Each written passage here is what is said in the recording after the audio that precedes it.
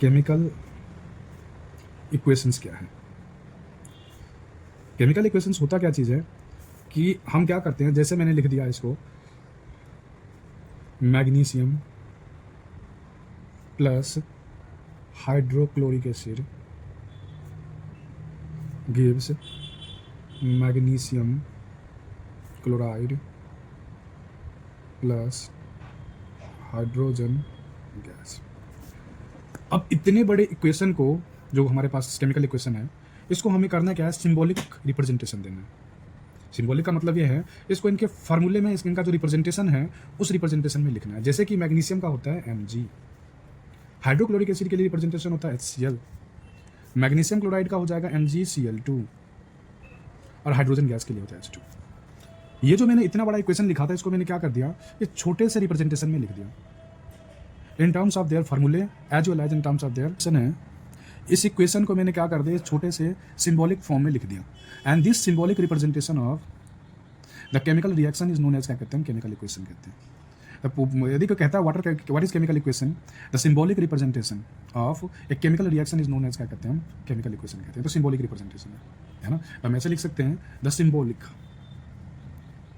Representation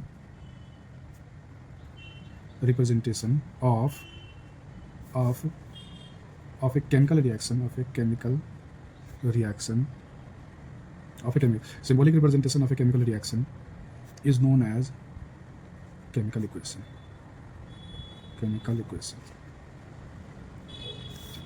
अब ये तो होगी केमिकल इक्वेशन की बात। अब केमिकल इक्वेशन है तो इसको बैलेंस करने की भी बात है। तो केमिकल इक्वेशन को बैलेंस क्यों करी जाती है, what is the need of balancing chemical equation, हमें क्यों बैलेंस करना जरूरी है। इसको बैलेंस करने की जरूरत इसलिए है, पहली बात कि दोनों साइड, रिएक्टेंट साइड और प्रोडक्ट साइड में number of atoms should be equal. मतलब कि रिएक्टेंट और प्रोडक्ट साइड में एटम्स जितने भी है वो दोनों के दोनों साइड इक्वल होने चाहिए।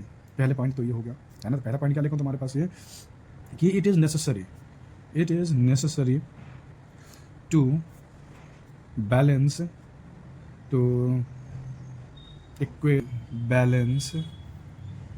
the chemical equation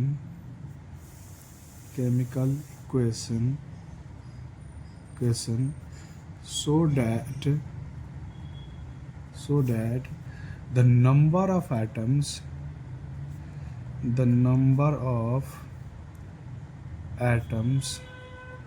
on the reactant side should be equal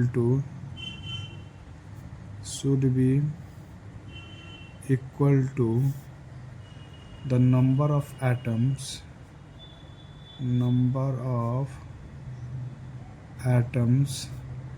on the product side। Second is, it follows the law of conservation of mass।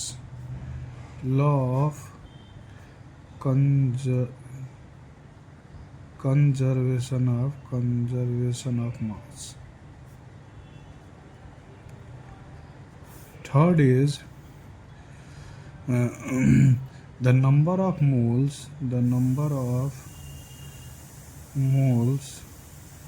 on the reactant side and product side becomes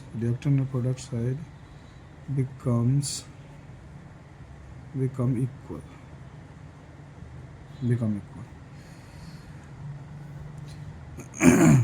तो इसलिए हमने क्या देख लिया कि तीन, पहले क्या करना है, पहले बता दिया क्या चीज़, नंबर ऑफ एटम्स दोनों साइड बराबर होने चाहिए, इसलिए दूसरा लॉ ऑफ कंजर्वेशन ऑफ मास। अब बात आती है कि लॉ ऑफ कंजर्वेशन ऑफ मास है क्या, तो चलो वो भी बता ही दो। जैसे कि इसी बार का लॉ ऑफ कंजर्वेशन ऑफ मास।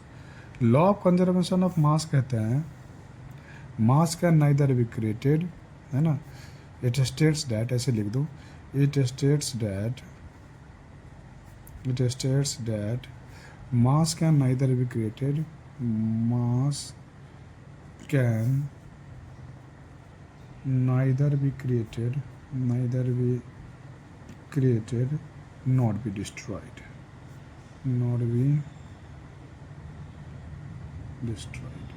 ये law of conservation of mass. इसी law of conservation of mass को रखने के लिए या इसको फॉलो करवाने के लिए हम इक्वेशन को बैलेंस करते हैं।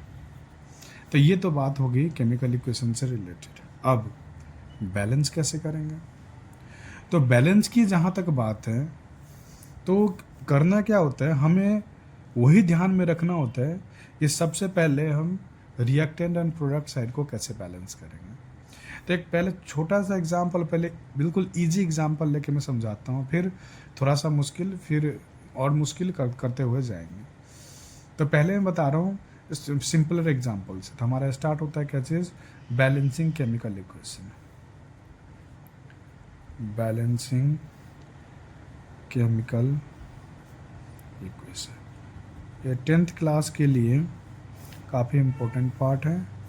तो पहला मेरे पास है कुछ ऐसे, Mg plus O2 gives MgO, ऐसा दिया रहेगा पेपर में।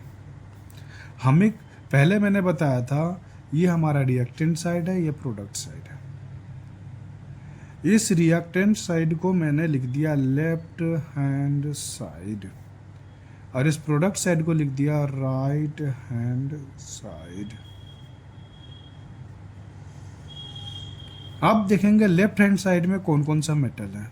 एक तो हमारे पास है मैग्नीशियम, तो यहाँ लिख देंगे Mg हो गया 1, एक ही है टोटल।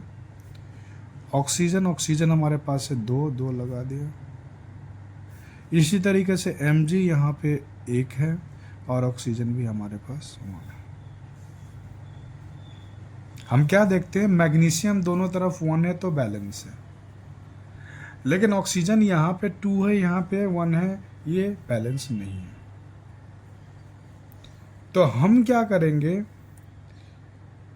2 सपोज मैंने यहाँ पे लगा दिया तो ऑक्सीजन भी 2 हो जाएगा, बैलेंस हो जाएगा। अब किसी के दिमाग में आ रहा होगा सर आपने यहाँ क्यों लगाना चाहते हो, ये यहाँ बीच में क्यों नहीं लगाना चाहते? तो बीच में कभी भी कोई भी हम नोटेशन या कुछ भी नंबर नहीं लगाएंगे। हमेशा जो भी नंबर लगाना होता है या तो इसके फ्रंट में, तो इसके फ्रंट में, चाहे इसके फ्रंट में लगाते हैं। बीच में नंबर लगा नहीं सकते।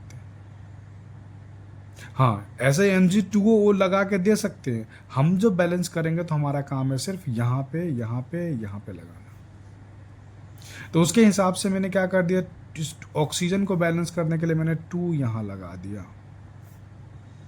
2 लगते ही अब एक बार और चेक कर लेते हैं। ये जो मैग्नीशियम है अब हो गया कितना, ये हो गया, अब तो इसकी कितनी हो गया, अब ये 2। ऑक्सीजन भी कितना हो गया, 2।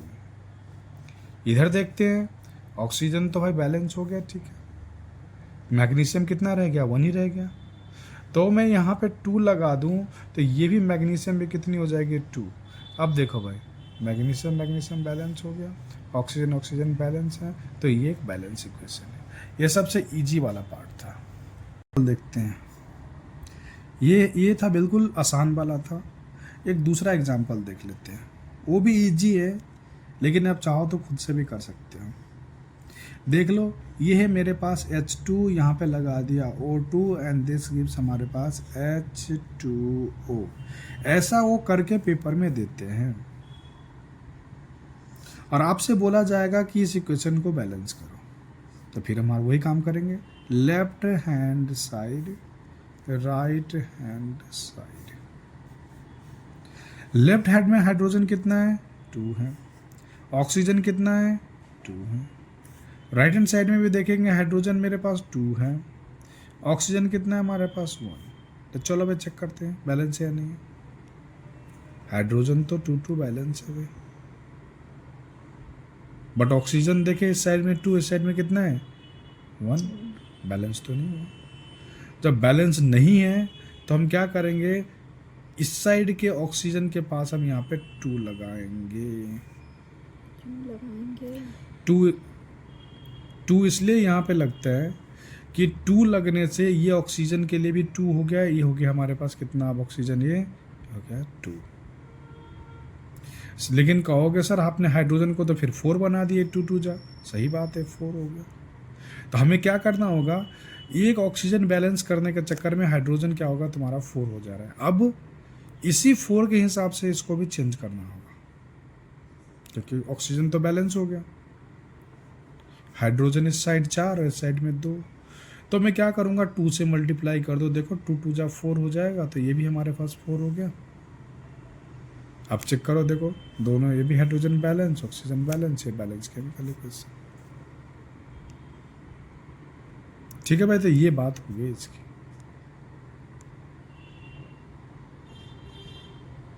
अब एक और एग्जांपल देख लेते हैं, तीसरा एक और एग्जांपल, ये भी था ये भी था। अभी मैं सारे इजी स्टेप्स वाले ले चल रहा हूँ मैं, फिर तुम्हारे पास डिफ़िकल्ट स्टेप्स वाले बताऊँगा अभी। फिर भी एक काम कर लेते हैं, ऐसा देख लेते हैं हम। इसमें है जैसे कि मैंने एग्जांपल बताया था यहाँ पे PbNO3 का होल ट्वाइस, इसको हमने हीट करके देखा तो बन गया PbO plus NO2 plus O2 ऐसे था। फिर अब वही काम करते हैं, लेफ्ट हैंड साइड एंड ले लिया कौन सा, राइट हैंड साइड। लेफ्ट में मेरे पास Pb कितना है 1, 2 से नीचे मल्टीप्लाई, इसका मतलब नाइट्रोजन हो गया हमारे पास कितना 2, ऑक्सीजन हो गया 3 2 जा 6। लो भाई इधर का लिख दिया, यहाँ चलते हैं। Pv हमारे पास कितनी होगी भाई यहाँ पे 1, ऑक्सीजन देखते हैं 1 2 2, मतलब हो गया 2 2 4 1 5, ऑक्सीजन हो गया 5। नाइट्रोजन की बात करूं तो कितनी होगी यहाँ पे 1। चलो चेक करते हैं, लेड तो भाई बैलेंस हो गया, चलो ठीक है। नाइट्रोजन में यहाँ पे 2 और यहाँ पे 1, भाई नाइट्रोजन तो बैलेंस नहीं है। तो मैं ऐसा कर दूं, ये यहाँ पे 2 लगा दूं, तो देखो भाई नाइट्रोजन कितनी हो जाएगी यहाँ पे, ये हो जाएगी 2, ठीक है। लेकिन इसके हिसाब से ऑक्सीजन कितनी हो जाएगी, देखो भाई 2 2 जा 4 2 6 1 7, तो इसको काट के मैंने 7 लिख दिया। तो चलो 2 चीज़ तो बैलेंस हो गई, lead balance, nitrogen balance. Oxygen की बारी, ऑक्सीजन यहाँ कितना देखते हैं, यहाँ पे हमारे पास हो गया 6 और यहाँ पे कितना है 7। लो भाई बैलेंस ही नहीं हुआ, क्या करें। तो हम क्या करेंगे देखना बताते हैं, यहाँ पे इस ऑक्सीजन को बैलेंस करने के लिए हम कुछ ना कुछ चेंज करेंगे। अब कैसे चेंज करेंगे देखना भाई, ये 2 2 जा 4 2 2 जा 4 2 6 है ना। और मैं क्या कर दूं यहाँ पे, इसको बैलेंस करने के लिए सबसे पहले मैं 1 तो हमने 1 1 रखा ही था, ठीक है। तो इस साइड में देखो भाई क्या क्या कर, यहाँ 7 है, यहाँ पे 6 है, तब एक एक बढ़ाते जाएंगे थोड़ा सा। तो पहले मैं क्या करता हूँ, साइड में 2 लगाऊंगा, देखो भाई 2 से नहीं बैलेंस होता है, फिर 3 4 5 6 ऐसे लगाते हैं। तो पहले मैंने 2 लगाया, तब लेड तो होगी हमारे पास कितनी 2, नाइट्रोजन कितनी होगी देखना 2 2 जा 4, नाइट्रोजन हो गया 4, ऑक्सीजन कितना हो गया 3 2 जा 6 2 जा 12, तो हो गया 12। चलो अब आगे चलते थे। अब यहाँ पे लेड 2 है, तो जाहिर सी बात है यहाँ पे 2 लगाना जरूरी है, तभी तो लेड बैलेंस होगा। तो लेड भी हो गया 2। अब जरा सा वो देख लेते हैं, कौन सा, तो हमारे पास ऑक्सीजन, ऑक्सीजन कितनी होगी देखना, यहाँ तो 12 है, यहाँ देखते हैं 2 2 जा 4 2 6 और 2 8, भाई तो ऑक्सीजन तो बैलेंस ही नहीं हुआ, 80 पे आकर अटक गया, यहाँ पे 12 है।